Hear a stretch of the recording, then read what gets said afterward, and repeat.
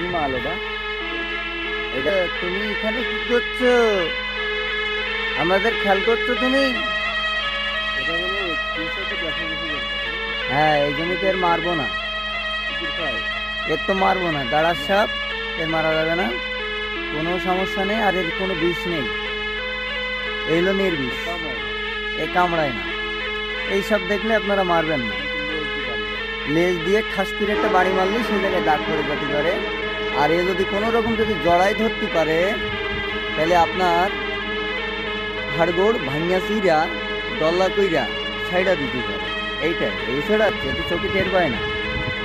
এখন যদি একটু হালকা করে তাড়া দেয়, ওই যে ওই যে দৌড় মারছে, দেখেছেন? ওই যে ওই যে, ওরে বাবা, স্টাইল কি দেখেন, দেখেন এই